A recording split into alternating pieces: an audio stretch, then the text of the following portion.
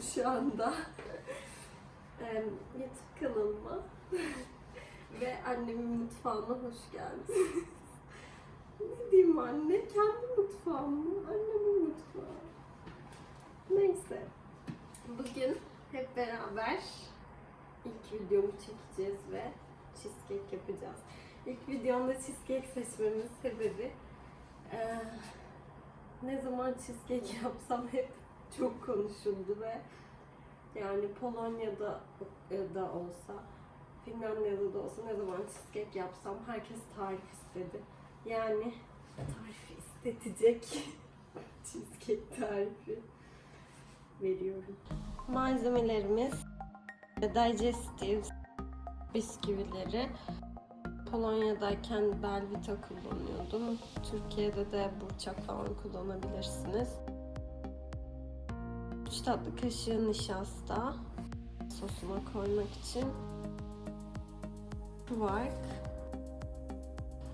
krema 2 adet. Ama tabii ki Türkiye'dekiler labne peyniri de kullanabilirler. Ya da ben Polonya'dayken mesela kullanıyordum.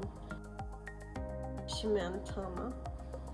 Bunun yerine 3 yumurta, tereyağı 75 gram, bir su bardağı şeker. Şimdilik bu kadar. Öncelikle bisküvileri çekerek başlıyoruz. Evet, ben bir paket kullanıyorum çünkü yanlarını da bisküvi yapmayı seviyorum ama sadece altına koyduğunuzda çok gelebilir. Yani paket biraz büyük olduğu için. Yani isterseniz 3'te 2'sini de kullanabilirsiniz. Sadece altına yapmak istiyorsanız.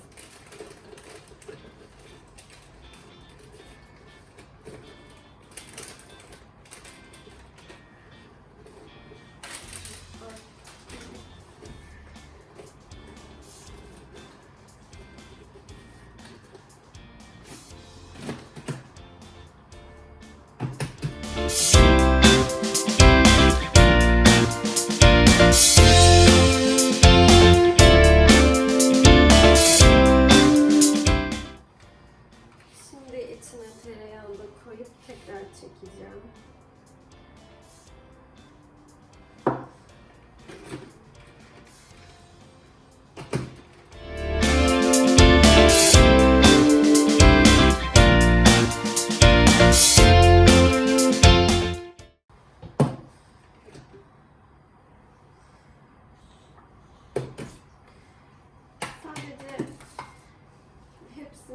Islanmış olması yetecek.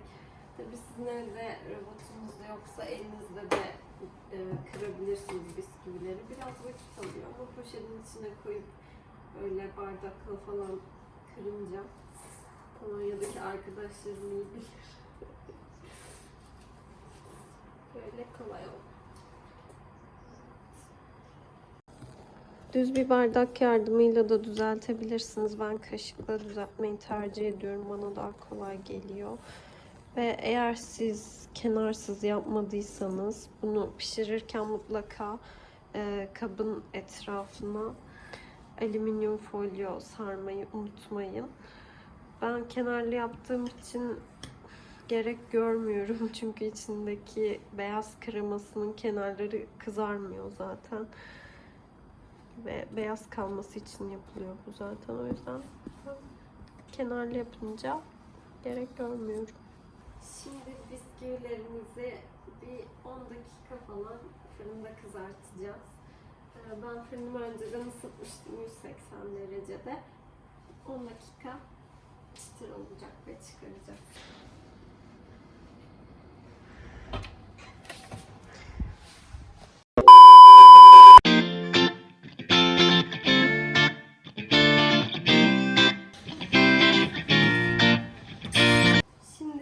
Kremamızı yapmaya geldi.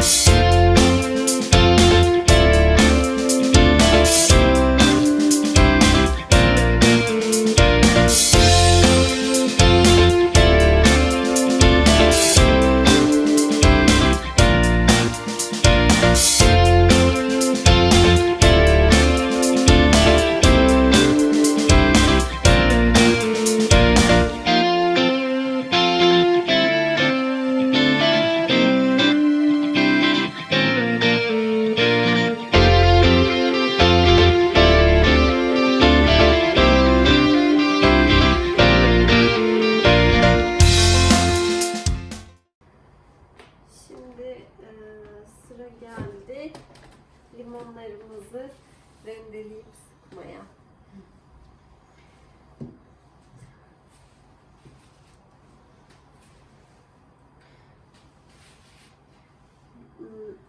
Bir normal limon ve bir misket limonumuzu rendeliyoruz. Hem kabuklarını hem de sonra sıkıp sularını koyuyorum.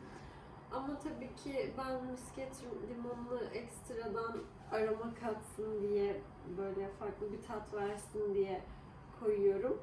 Yani sizin evinizde yoksa sadece limonlu da olur.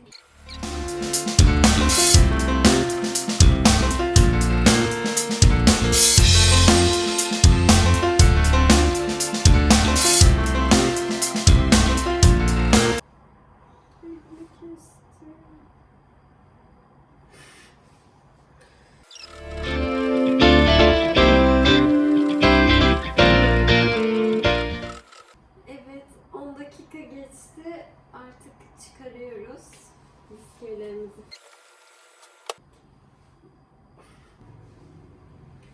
Rendelediğimiz limon kabuklarını içine atıyoruz.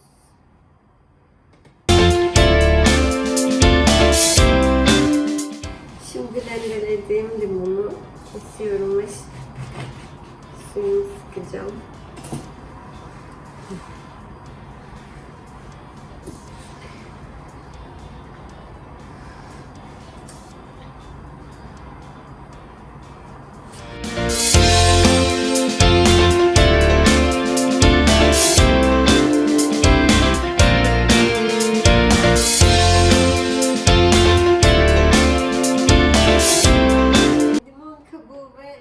Sularımızı da koyup tekrar 2-3 saniye falan çektik.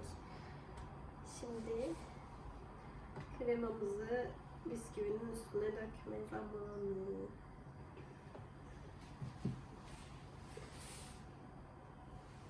Bisküvilerimiz de soğumuş.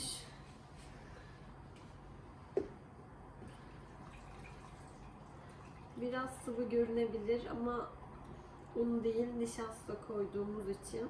Evet, bu ayrıntıyı da söylemeden geçmeyeyim.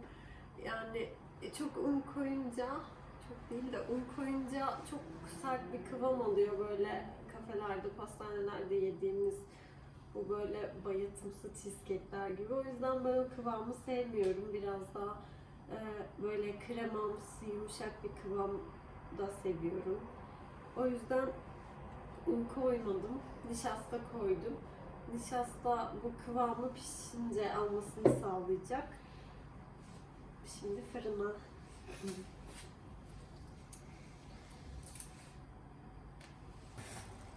Evet, altını böyle yere vurmayı unutmayalım. Böyle baloncuklar çıkacak ve bu da içindeki havacıkların çıkmasını sağlıyor böylelikle.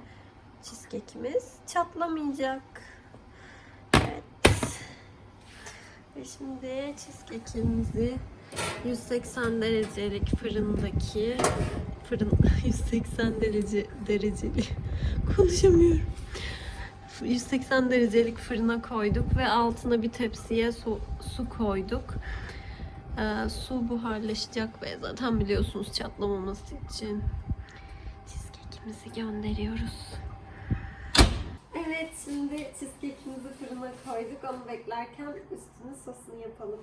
Sosumuz için yine 2 limonun rendesini ve suyunu sıkacağız. Rendeledik. Şimdi rendelediğimiz limonları küçük bir tencereye alıyoruz. Limon kabuklarını koyduk. Şimdi limon suyumuzu ekliyoruz.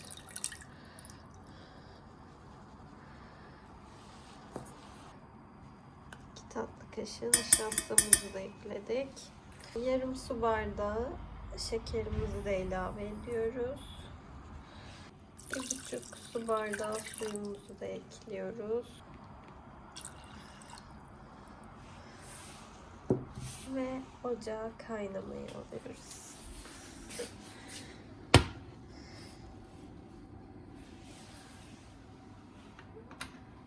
Orta ateşte kaynamaya alıyoruz.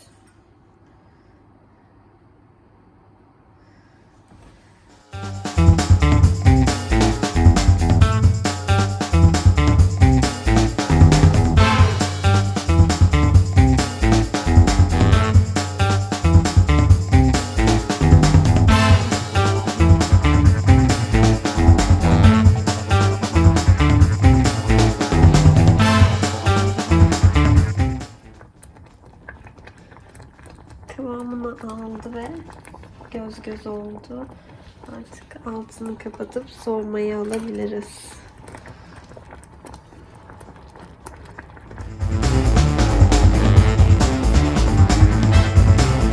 Kekimiz tam 1 saattir pişiyor ve şimdi artık altını kapatıyoruz. Ve sadece 2 parmak açık kalacak şekilde kapağını açıyoruz. Ve 45 dakika kadar da böyle beklemesi gerekiyor.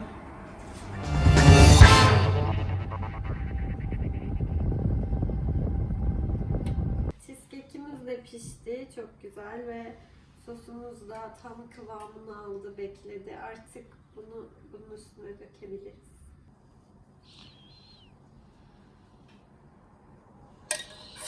Evet, artık cheesecake'imiz yemeğe hazır.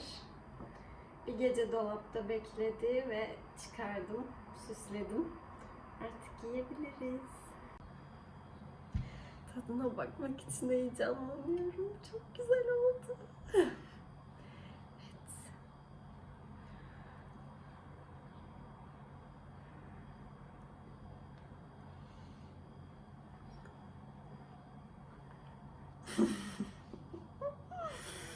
Gerçekten.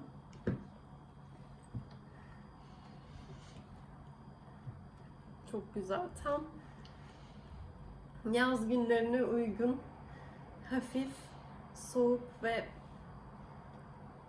limon tadı o kadar güzel geliyor ki, o limonla misket limonunun birleşiminin verdiği tat. Gerçekten çok güzel olmuş. Hepinize denemenizi tavsiye ediyorum ve denerseniz de mutlaka bana fotoğrafını çekip atmanızı istiyorum. Tabii isterseniz. İzlediğiniz için teşekkür ederim. Umarım beğenmişsinizdir. O kadar. İsterseniz beğenin, isterseniz beğenmeyin, isterseniz abone olun, isterseniz olmayın. Ne yani, yalvarayım mı anne abone olsunlar diye. Beni sevdilerse, videoların devamını istiyorlarsa abone olabilirler. Teşekkür ederim.